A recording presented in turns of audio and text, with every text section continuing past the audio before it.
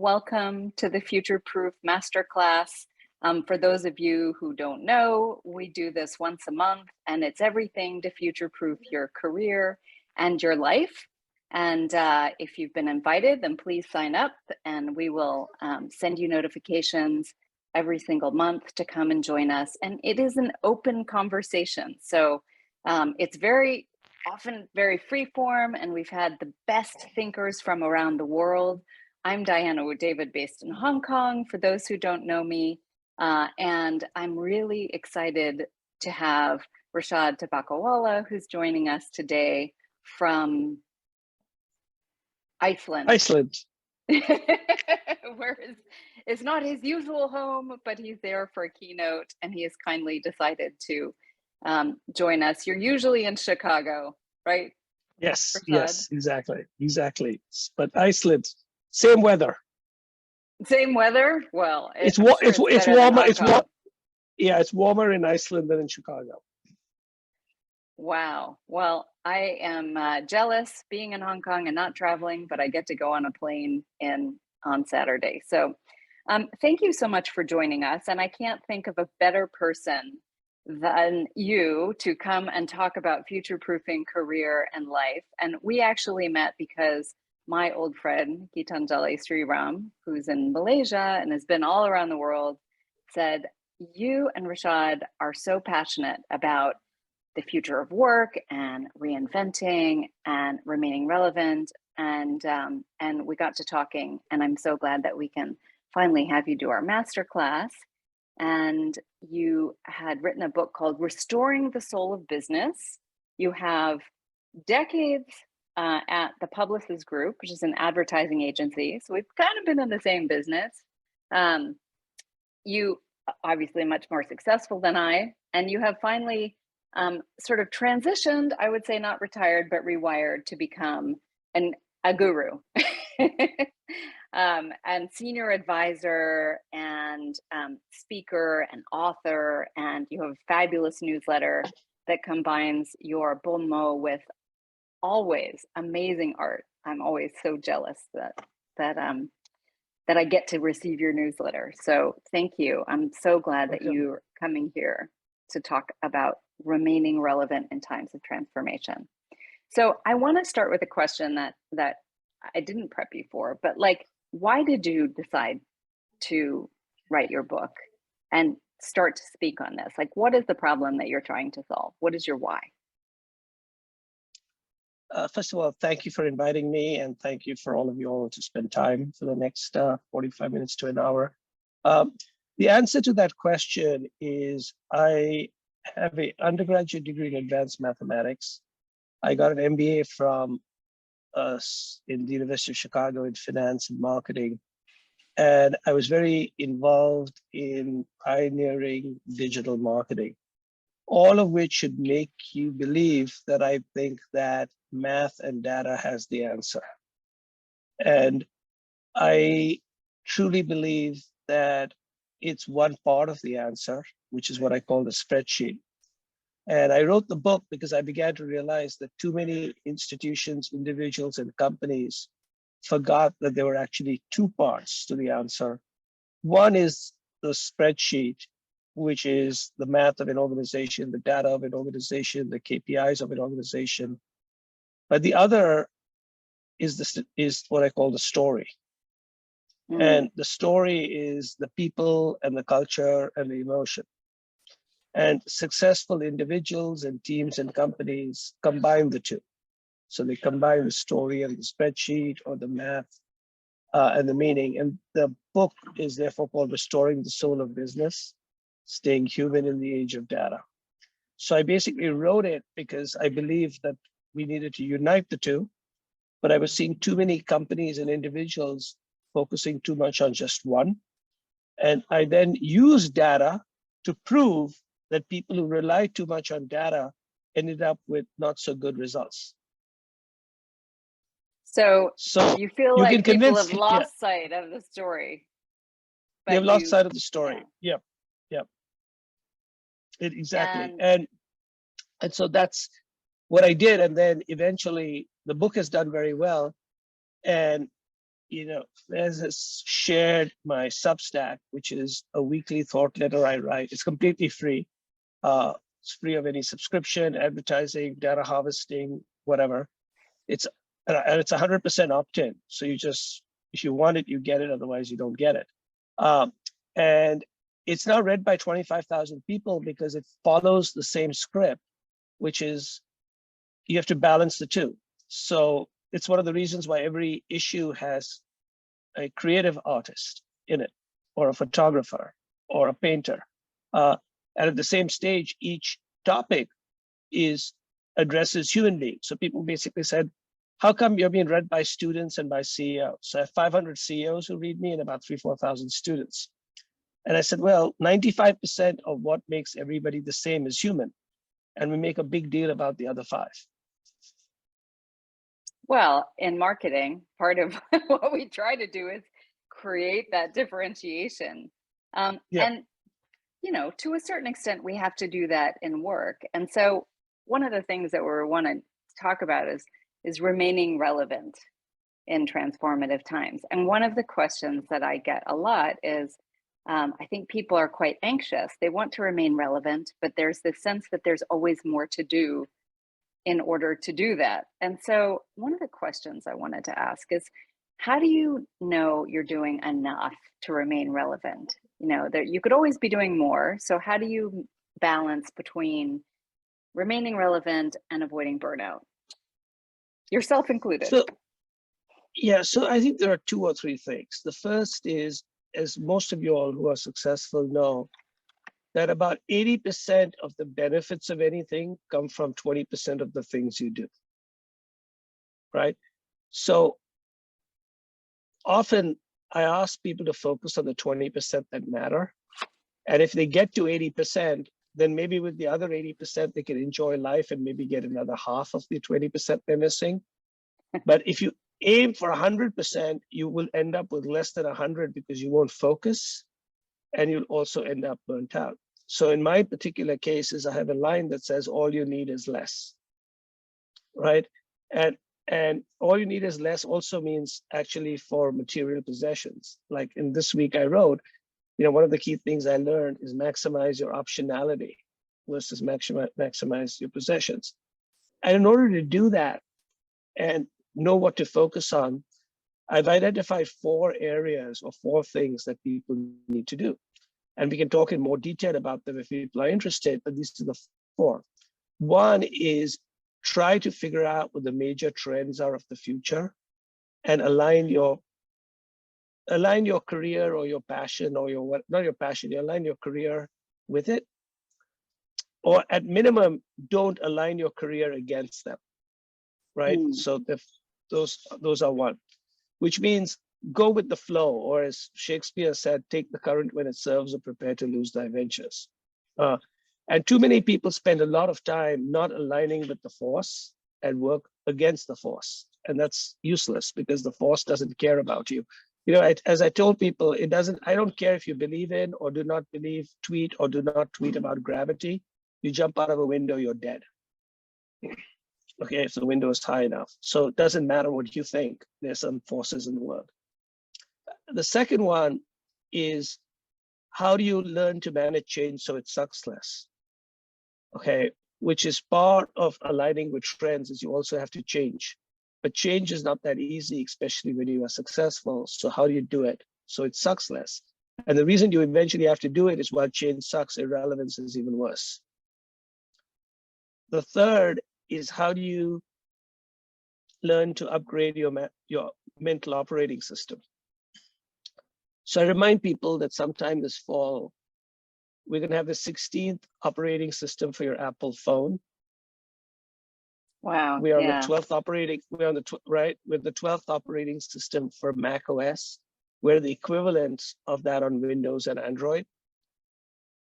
How many times in the last 16 years have you upgraded your mental or operating system? So that's maybe the third not way 16. to remember it. Right. Many people haven't done it even more than once, if that. So that's an issue. And the last one is, how do you, as managers, as leaders, lead in today's environment which is very different than that of 20 years ago. And it was very different going into COVID. It's even more different coming out of COVID. So how do you basically lead? So those are the 4 things I ask people to focus on: align with future trends, recognize that change sucks, but manage it so it sucks less, learn how to upgrade your mental operating system, and learn how to lead with soul. And if you do those 4, or try to do those 4 relatively well, that's all you need. And that's enough versus trying to do 55 things. Enough feels good. Yeah. That's an interesting list, and it makes a lot of sense. In fact, one of the things that we do in the Future Proof course is we start out aligning with the future, and we do future headlines and very futuristic thinking, find future me, kind of really grounding on what's growing, and what is the transformative opportunity, or even just, as you said, not aligning yourself with something that is patently dying.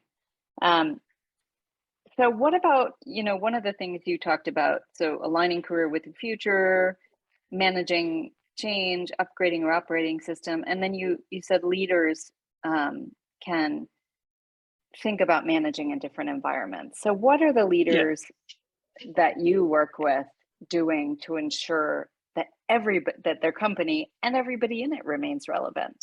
How are they managing that, aligning to strategy versus employees who might say, I have my own purpose? So obviously every company, every institution, every team, and every leader is different, but you'll see some common traits among the ones who tend to achieve more, be successful, and feel good about themselves.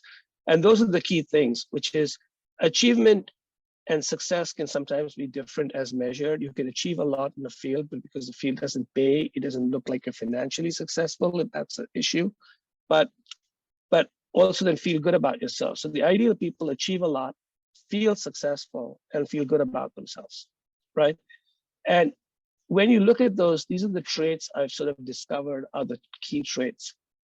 So one of them is sort of very much sort of recognizing that to be a leader today, you have to remain current, and you need to make sure that your skill sets are current to today. So one of the reasons that you often see companies run into trouble is the leaders have stopped learning or growing. So they don't understand the world has changed on them, so they don't remain current. So you can't be a good leader unless you have credibility in your craft and current credibility in your craft. The second thing that you see in leaders, which are very, very important, is the ability to engender trust. And trust basically is not just being around for a long time, but it's being very clear about what your intent is and very transparent about how you're going to get there. That's all you have to do, which is, here's what I think we're going to do, and here's how I want to do it. And then people can oppose you, but at least they know where you're trying to go and how you're trying to get there. So there's trust. The third one is managing time, but not managing personal time. That we all learn about, but managing how you allocate resources of you or your company across 2 timelines. A company and a timeline for today and one for tomorrow. And you have to do both. And the trick here is this: 90% of your company's investments would probably take place focused on today or the next year. Less than 10% will be focused on a year plus, which is probably the right way in order to ensure that you deliver today so you can live to fight tomorrow, right? 90%. But the same leader— That seems really high. Well, 90% today and 10% tomorrow to your income allocation. But what people do is they are not in asset allocation, or how you run the finances. But what people do not understand is this: nobody said the way you run your finances is the way you run your time. So leaders actually end up spending 1/3 of their time on the future and only 2/3 on the present, even though they only spend less than 10% of their money on the future. So the idea basically is, when you allocate your time, to learn about and prepare for the future is as, if not more important than allocating money. But if you allocate money, but don't allocate yourself and your time and you don't learn, you're not going to get there. That's one of the key things. So those things about time allocation, trust, and credibility / on craft are 3. Those are what I call a little bit more left brainish. The right brainish are empathy, which everybody has talked about, vulnerability, particularly in being able to recognize that you might be wrong and letting people say you are wrong. Because most successful companies, individuals and countries don't get defeated. They defeat themselves. Okay, and they defeat themselves because of 2 reasons. One is they refuse to hear countervailing arguments, so nobody warns them. Or even if they warn him, people are terrified of warning him, and so you have a problem, right? So they defeat themselves for that. The other is they often surround themselves with what I call not world-class employees, but full-length mirrors. So a lot of people hire people that reflect what they think and what they see. And I basically say you can do that cheaper by buying full-length mirrors. Why are you buying people? Okay, just get yourself a full-length mirror and you'll be in a better shape. And then the last one is inspiration, which is people choose with their hearts and they use numbers to justify what they just did. So those are the 6-pack of leading with soul, which is you need to have craft, you need to know how to manage time, you need to engender trust, empathy, vulnerability, and inspiration. So I have a question from Watson Jordan in the chat, which is, what are some examples you're seeing of people investing in the future?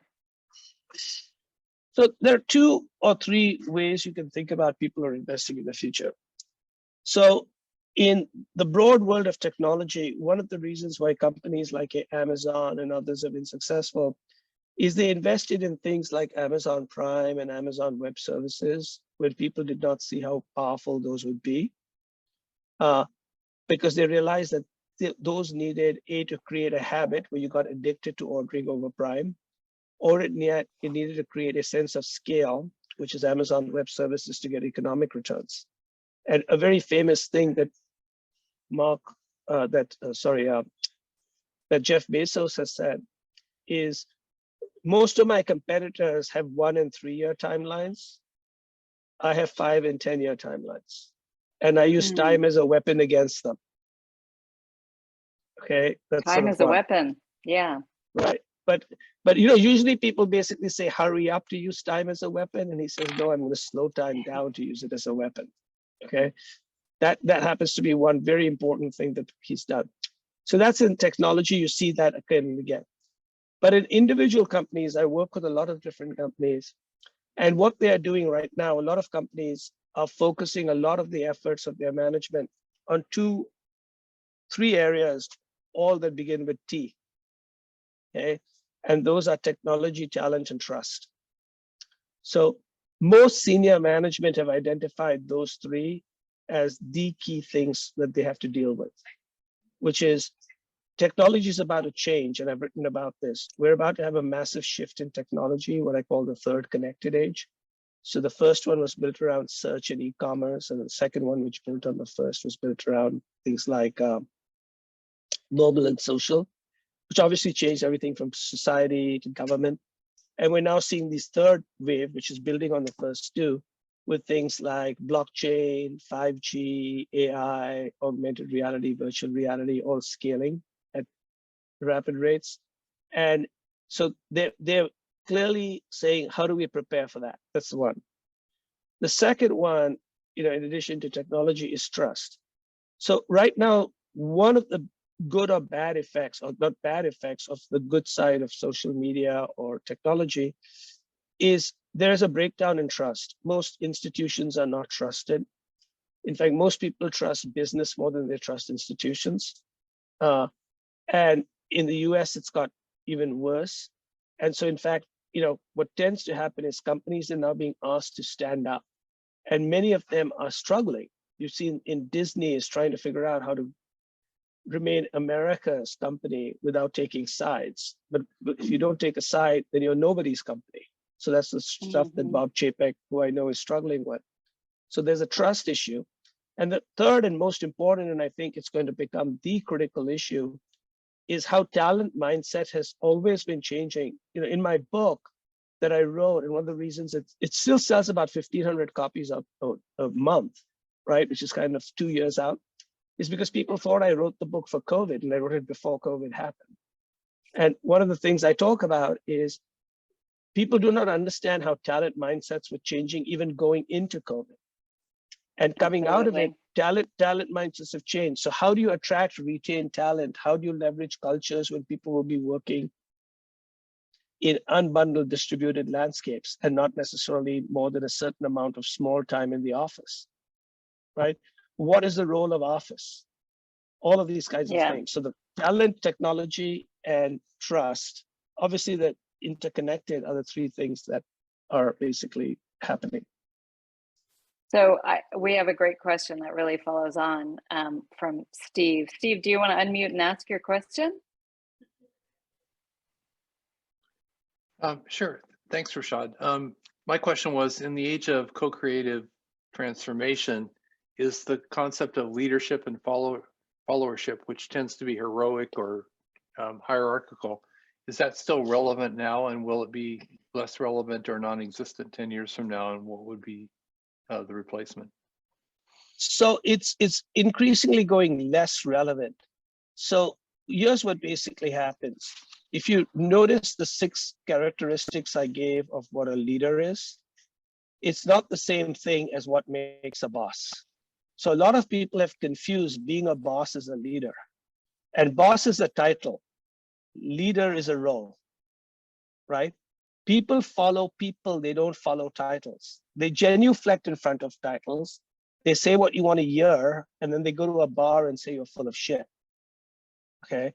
So the reality of it is people do not follow titles, they follow people.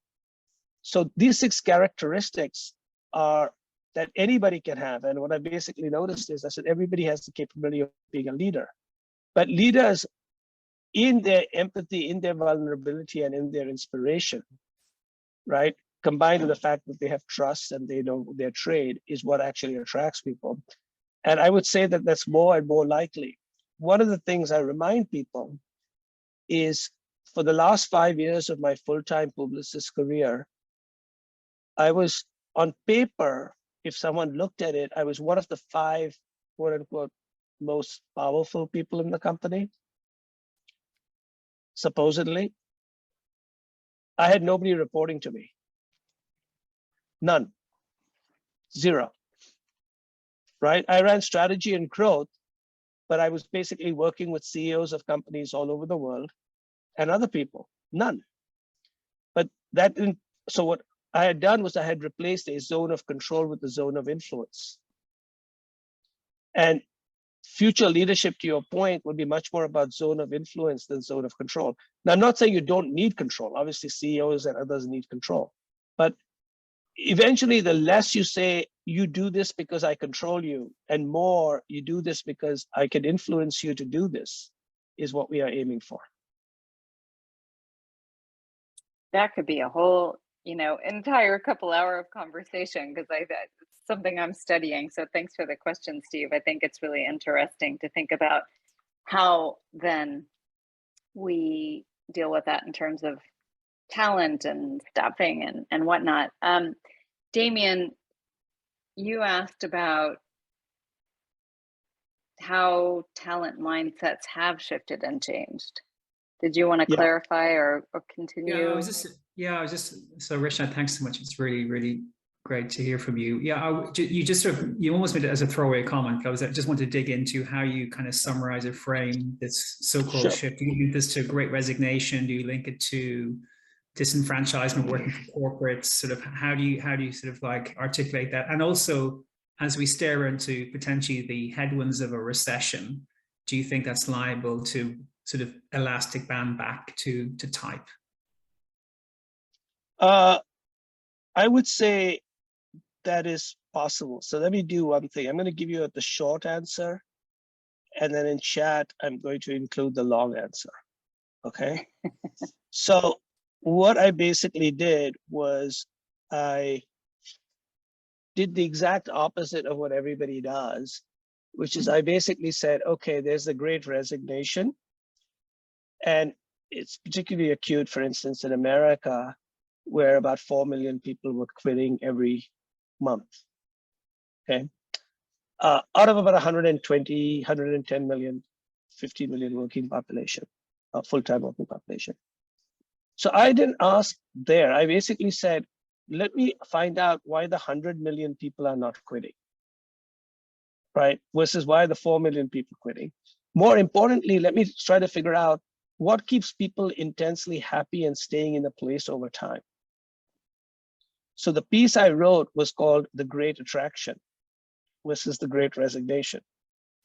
And in that, which I will share with you, I mentioned 9 characteristics. And this is what has changed. What the first 3 characteristics that people look for from a company, a job, and a career are same for everybody. And whether we acknowledge it or not, they're true. We look for money, fame, and power. Okay, you basically would like to get paid more. You'd like to be famous, or you'd like to be recognized. You'd like power, or you'd like autonomy. It's that combination of things. And that's when you first take a job.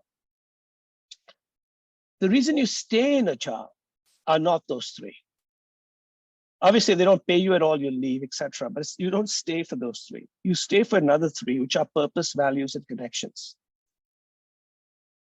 Which is you believe in the purpose of the company, you believe in the values of the company, and you feel connected to your bosses, your colleagues, your clients. Those 3 became more important during COVID. But really what was new was 3 new things arose. And many leaders are not paying attention to the other 3. So they said, okay, money, fame, and power works only to a thing. So let's talk about purpose, values, and connections. But the next 3 are what I call freedom, story, and growth. So people want more freedom on how they work. It's become a natural thing. And it doesn't mean that they won't come to the office, but they want to know why they need to come to the office and what the benefits are. And my belief is the benefits that you're actually giving people are about in-person interaction, and those don't all the time have to take place in the office. They can I'm meeting with people all over the world without going to an office. I'm at conferences, I'm at events, I'm at restaurants, I'm at bars, I'm at schools, right? So in-person is very important, but nobody says that has to be done in an office or too many. So one is they want freedom. The most important shift is story. I grew up constantly thinking about how I would fit into the story of Publicis. Now people are asking, how does Publicis fit into the story of my life? So, hey, CEO, how does your company fit into the story of my life? I'm going to have a 50-year career. Most companies remain in the S&P for only 15 years. I'm going to outlive the company. So how does the company fit into the story of my life, not me fit into the story of the company? And the final thing is people are very interested in growing, not only growing their bottom line, but growing as people and growing their skill sets. So these new things, which is a greater emphasis on purpose, values, and connections, and this newfound belief of freedom, story, and growth are what's making a big difference. And the piece I've written is one of the 97 pieces I've written every Sunday called The Great Attraction. You can look at there. And for those of you who want to sign up, and again, it's completely free and you can opt out any moment you want, it's rishad.substack.com. Fantastic. Rishad. Thank you. That's an interesting kind of shift. And I think that everybody is struggling with it. And I really appreciate your positive aspect of not focusing on the doom and gloom and what's going wrong, Yep. but really, why are people staying? And I think that that's absolutely true. People have had some of that. They've had the freedom for sure during COVID. They've had some growth. You know, everything has been sort of up for grabs. But the story thing, I don't think is just about COVID. It's No, it certainly is. something that's been a long time in coming, and you see that more and more. Everybody talking, all the companies talking about purpose and meaning and whatnot, has been huge. I do want to, I see you, Watson. I know that you are interested in the technology and some clarification. Did you want to ask what you put a couple of things in the chat about clarifying what technology you're interested in? Why don't you ask the question yourself? Okay. Hello. Hi. Various points in this series, we've talked about a new era. We've talked about the metaverse and kind of seeing that either very close to us or on the horizon. We've talked about Web 3.0 and how that's impactful. And you talked about a new era that's approaching or here, or kind of however you feel the tide. And I was intrigued, if you look at those, what you see in those two things that are,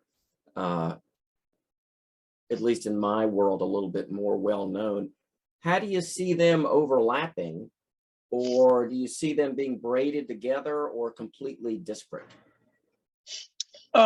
So they're braided together, and I'm going to do a couple of things. So after this, I'll give you I'll send you all a slide so you can look at this in more detail. It's a piece I wrote called Connectedness, and I'll send you that piece. But basically, the best way of looking at it is I'm going to go back 30 years. So I'm going to frame this. In fact, I was doing this earlier today. I have a presentation called The Future of the Internet. Okay, so it's interesting. I don't call it about Web3. I don't say crypto. I don't say NFTs. I just say the future of the internet. And then I start off with a disclaimer saying I'm going to take a positive perspective on the future of the internet, but I spend a lot of time with everybody who says this is all a Ponzi scheme and everything sucks. So I read that, but that's not what I believe. So this is the basic way of looking at it. Technology has been around and the internet's been around for a long time, but we actually began to enter what I call the first connected age in 1993. So in 1993, because Tim Berners-Lee made the World Wide Web available to all of us, we began, even with those dial-up slow modems, starting to connect to discover and connect to transact. We call that search and e-commerce, also known, in companies like Alibaba and Amazon and Google and Baidu, right? In 2007, we entered the second connected age, which built on the first. New technologies allowed us to connect to everybody and connect all the time. We call that social and mobile, also known as Apple, Samsung, WeChat, Meta. And if you think about it, those were the first two connected ages. What we have entered now is the third connected age, and they build on each other, they don't replace. So the third connected age has begun. And in the third connected age, there are four things that are going to happen, the best I can tell. And one is data is going to be connected to much faster, which is 5G. The second is data is going to be connected to data, and data writes software, which is what machine learning and AI are. Third is there are going to be new ways of connecting. Voice has already scaled, and my home country of India, more people search with voice than they search with keyboards. And coming soon is augmented reality, and then later on virtual reality, which are simply new ways of connecting. Voice, augmented reality, virtual reality, building on what's come before. And finally, in a world where trust has broken down, trust might actually be mathematics, which is blockchain. Okay, so blockchain are new trust connections. So those are the four driving forces: much faster connections in 5G, new ways of connecting, which are voice, AI, and VR. Data connecting to data, which is machine learning, which is a flavor of AI that works. And finally, new trust connections, which is blockchain. And it's those four together that are connected. And then I later on basically show how Web3 and NFTs or tokens, which are NFTs, I want Web3 and tokens and metaverse and DAOs are all different things. People conflate them to be the same thing, but they're all different things. But how they actually are connect, but not because they're the same. So Web3 is a philosophy and an ideology, right? And metaverses existed before Web3 because that's what gaming is. It's a $160 billion industry. So how those connect, but basically it's those four underlying connections that will drive the new world, building obviously on what's come before, if that basically sort of helps. And there are two things that I will sort of share with you on that. So there was a piece where you see this particular chart that I have. This chart is not specifically about Web3 or the future, but it'll show you one slide from that thing, which is why I believe it's so important. That's why I'm a continued believer in globalization and a whole bunch of other things. Why I believe the future is about connecting. So connectedness, you'll see this chart where I show the first age, second age, third age, and you can feel free to use it. I've just put it in the chat. Fantastic. I know this is like a interactive, back, I started at Warner Brothers or Time Warner in the electronic publishing. We had like CD-ROMs and they connected to the internet and it was like, woo. So this reminds me of that, where we have a conversation with also connections to some of your fantastic things. And we'll put some of these connections into the email that we send out as well. And maybe the slide that you mentioned, it sounds really good. And we actually did a masterclass on Web3 based on popular demand. People said, what is this Web3? If I want, how much do I need to know about it? And one of the things I love about you is the fact that you can take these incredibly complex ideas and you do have the data cred, and then simplify it to a way that's really, really human in terms of, why do we even have these kind of things? And what's driving it? So that's fantastic. We have two sort of opposite poles in terms of some of the questions coming in. And one of them is, but I think they dovetail. So some of the people, we talk in the Future Proof community about going from, success and that sort of like, what can I do in my corporate career to significance? How can I contribute? You once said to me in conversation, everyone has a midnight hour. The smart people know to leave at 5 till. So one of the questions I have is for the later part of life, which is relevant for what? So here's a key part of it. The things maybe on your bucket list. How do we orient? So here's the key.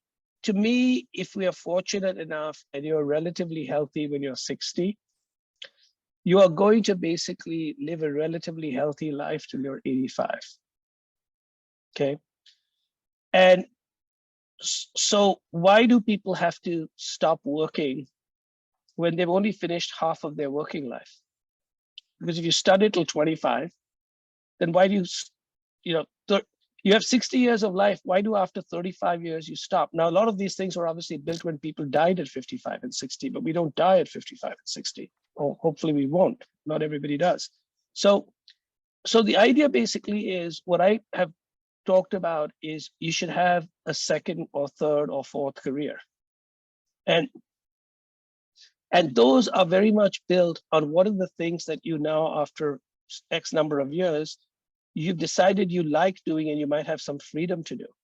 So there were lots of things that I would have liked to do when I was younger, but there were two things. One, I probably had no skill sets, but more importantly, no one would pay me to do those things. And I had bills to pay and kids to educate. So I couldn't basically say, well, whatever, right? But at some particular stage, you come to know yourself, and this isn't necessarily about having lots of money, and you say, okay, I've done what I needed to do in this stage of my life, and I want to do something else. And everybody has different goals as to what they are, but here is my simple belief. I believe that success is the ability to spend time in ways that give you joy. Okay. And if making the next $1 billion gives you joy, that's success. If it's fishing full time, that's success. If it's being a starving author and no longer a corporate executive like me, let's pretend that's success. Okay. So it's whatever it is.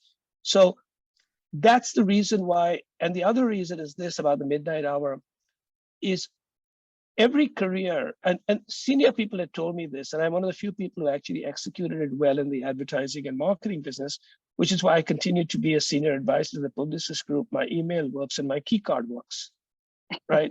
and I do all kinds. So because their whole stuff is, why are you going? And I said, I gotta go. So before they said go, I left. Therefore, I didn't have to completely leave. What happens is sooner or later, every one of us have gone by our sell-by date. We're no longer fresh, but nobody tells us till we really taste bad, and then they kick us out. Right?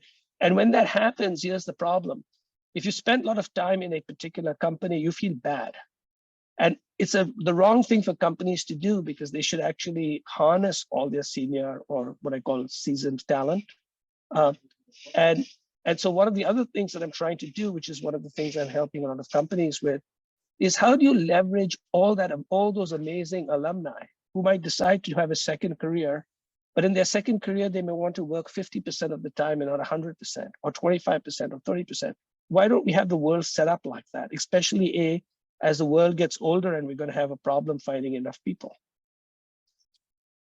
I'm so with you. I think that that was one response to my book, Future Proof, was, oh crap. So many people said, we have not even thought about how to engage people that are 50 plus, and you know, how we're going to deal with the fact that people are living longer, but we might want a different contract. We might want to recontract with them. It is. And I will, you know, there's a sort of building on your book and your thinking, etc. There is a piece that I wrote, which is called The Age of the Seasoned, which sort of reminded, and you know, y'all obviously, some of y'all are in Asia. And, you know, in about 3-4 years, China is going to have more people over 65 than the population of the United States. 350 million.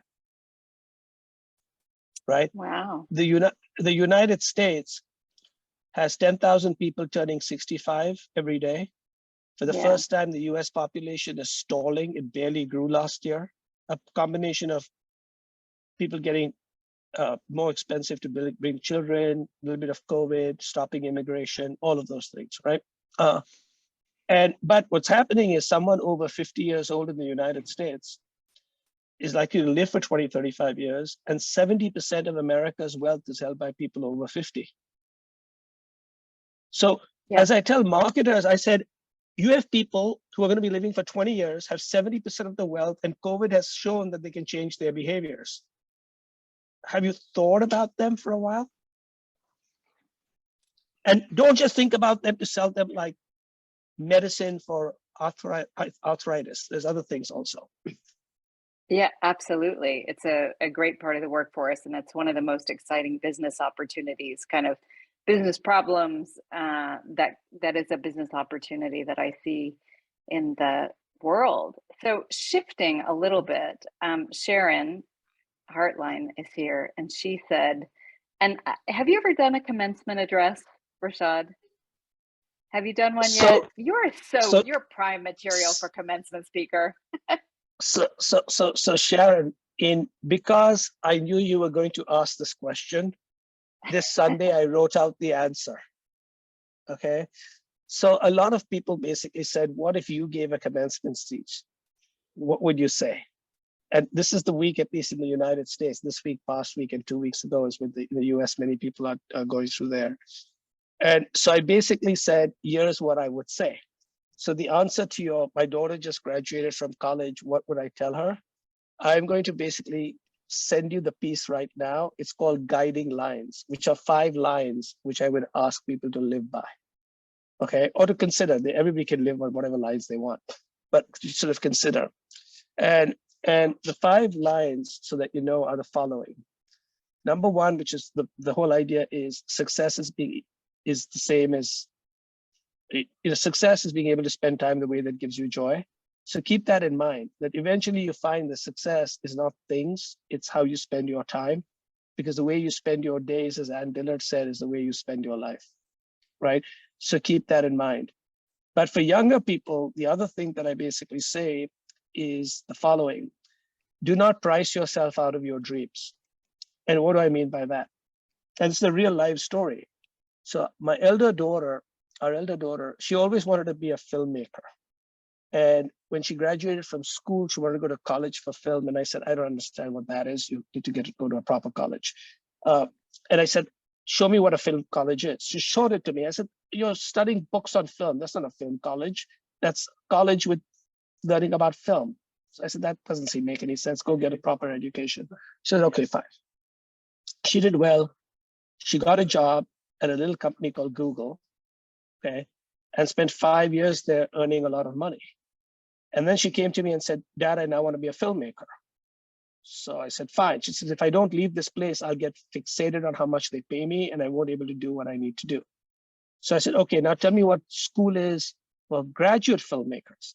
So she showed me, and NYU, Tisch, and USC is only 30 students each, and they make film for 3 years. I said, okay, that's a real school. You're not reading about it, you're making, you're editing, you're doing things, okay? So she went back to school and she earned much less money, and she said, this is what I want to do. And this is my dream. I cannot price myself out of my dreams, which is having a style of either living or a style of income that you want, and then also expecting that to align with your dream. Your dream isn't the money, your dream is what you want to do. So that's the second thing that I basically say. The third is do not live in other people's minds. This is very true for younger people, but true for every one of us. Obviously, you want to listen to other people, but if I judge success by what you think about it, it's like giving you a remote control to my life. Why should I give you a remote control to my life, right? So that's sort of a third thing that I sort of basically mentioned to people, that it's a thing you need to do. And the fourth and fifth, the fourth one is very simply, there's nothing good or bad, but thinking makes it so, which is Shakespeare, which is like, get a grip. By the way, don't start complaining all the time. You are somewhat responsible for how you think about stuff. It's not everybody else's fault, okay, all the time. So get a grip. And 5 is practice compound improvement, which is continuously iterate and learn. And so that particular piece is in the chat. But you can see the same Substack every week has had that piece, the future of technology, the great attraction, which explains why 25,000 people read it every Sunday. Any question that you have, there is a newsletter that answers that question. You're actually building, it's like, GitLab and, doing their huge open source ideas. I love it. It really is. Yeah, so literally, the other thing, one other thing I would basically do, so this is more like a life philosophy, but obviously when you come out of school, a thing that you're also caring about is tell me how I manage my career. That's one of the things that people, clearly care about is how do I manage my career? So what I did was I took everything I know from 40 years of working and observing lots of people. So it's not just my stuff, because who the hell cares about me, but both for the stuff I wrote about my book and everything. And I wrote a 6-minute piece, a 6-minute read called Career Tools, which is everything I know about managing careers, which I've given you. So it's a 6-minute read. And then if you want to get into more detail, I've given 8 other links, which are each 6-minute read. So it's either, and my basic belief, and I actually believe this is if you read all of them, any student, anybody, even at any time in your career, I believe it's the single best career book ever written. And it's a 1-hour read. Okay? Wow. It's everything from 6 minutes a day. Yeah, so you do 6 minutes a day, do it for 8 or 10 days, and everything. And it's everything I've read globally, everything I've identified as trends, and it works across every country, every level, right? And in fact, the thing about career journeys, I said you need 4 things in life, and as many of you all are seasoned, you'll understand this. One is you need a map because your career is going to be a long-term career. So what's your map? Second is you need a telescope to try to align with the future. Third is you need a compass to do things that are true to you. And fourth is you need a first aid kit because you're going to get banged up along the way. So here are the four things. I love the artifacts. I'm going to pick and choose because we Sure. have 7 minutes, but Sure. Meredith talks a little bit about bringing your whole self to work. But she talks a little bit about the idea that unconscious bias still plays a hand on whether or not someone is truly accepted. What are your thoughts on this? I do. So I'm going to say something here which is not controversial, but it's a little bit interesting. And it comes off like a chapter in my book, which is diversity of faces is not the same as diversity of voices. Okay. And what has basically happened today in many countries, and definitely the United States,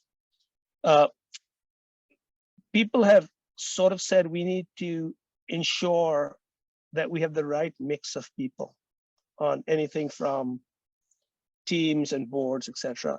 And I believe that's very, very important, right? As long as it's not a hard quota system, it's definitely important, which is if you have things where you have, less than a third to 40% women in something, something's off, right? It doesn't have to be exact 50-50, but if you've got only a third, maybe that's something off. If you don't represent what the demographics of the population is or your market in the way you have it, something's off. So you've got to try a little harder. But just doing that isn't enough. How are you listening to everybody's voices? The faces are fine. You got the faces on the table, but are you listening to everybody's voices? And by the way, that voice includes voices of dissent, right? So one of the key things is today, so there's a chapter in my book, as I said at the very end, I talk about a story as to what I believe is one of the most important meetings of my career. And in hindsight, and it was a meeting where for the first hour, after the meeting, for the first hour after the meeting, I wanted to do one of two things, quit or kill somebody. Okay, so those are my two things. Do I quit, kill somebody, or kill and then quit? What do I do, right? And it was very simple. It was basically had this great evaluation, and my boss's boss called me to his office, closed the door, and said, "I've read your evaluation. It's really, really fantastic. You have the capability of one day in the future decades running this whole place, but I just want to let you know you aren't going to do it. It's not going to happen." So I said, like, why? He said, the reason basically is you have not built certain cultural skills that are absolutely important for succeeding in America. And I said, what are those cultural skills? He says, you aren't comfortable talking about sports or weather or any of these conversations. You talk about work and you keep quiet. You don't say anything. You're in the advertising and marketing business. Nobody cares about cricket. They play baseball and football here, right? You went to undergraduate school in India, so you freeze when people talk about tailgating and freshman parties and everything else. You have no idea what to do and you just freeze. And you feel like someone who is very strong at what they do, but beyond that, they don't have much to offer. And in the long run, there'll be lots of people who'll be very strong at what they do. And what will differentiate them are the soft skills. And you don't have those soft skills that are so necessary. But you can, and if you do, you'll end up running the company. And I'm willing to invest my time and energy and money to give you those soft skills. Are you willing to do that? So I said, yes. So he said, okay, I'm going to arrange for you every week to go to a football game or hockey game or basketball game and write me a note on it. My kids are going to take you to homecoming games at University of Michigan and Wisconsin. I'm going to get you into this university club where I'm going to get you to be comfortable with this thing. Once a month, we're going to go to dinner, and I'm going to give you dinners with different people who can teach you all about America and everything you don't know. He did. And I ended up being one of the 5 most powerful people in an 87,000 person company. That conversation would be illegal today. Okay. And it's in my book. And women and people of color come to me and said, nobody talks to us anymore. Nobody gives us any feedback because they're scared to death that anything that they say will be considered to be sexist, racist, or whatever else. So nobody gives any feedback. How do you grow without feedback? So my basic belief is, unless someone goes out of their way to be sexist and racist, and I know what sexism and racism is, if somebody says something that's a little weird, don't think that they suck. Listen to what they say, right? And that has gone away from most people. So all we've now done is we sit in little bunker holes and look at quota systems. And so that's my thinking, which is, if people aren't willing to talk, how's anybody going to learn? Well, that is a really powerful story, and I certainly concur. And in fact, have worked with many boards, one of which was literally representatives from different countries all around the world, and sort of every possible type of ethnicity and gender balance and whatever. And we did some workshops with them about communication styles and whatnot, and they showed up to be identical thinkers. So on the flip side, yeah, exactly. So because you don't have diversity of background or diversity of voices, you have diversity of faces. Yeah. I love that story. I think that if every single person here does, it starts to really take that story to heart and think, would you do that for another person? Would you do that? Like, hey, here's what's happening. And if you really want, I see your talent. If you really want to get somewhere, I'm going to invest in you personally. Because I think there's a lot of leaders who wouldn't do that. Even, right. That was pretty above anything I've heard of, really. But, to really say, I'm going to invest in you personally, your own, sort of sense of comfort and presence is just amazing. So it's a really powerful and hopeful story.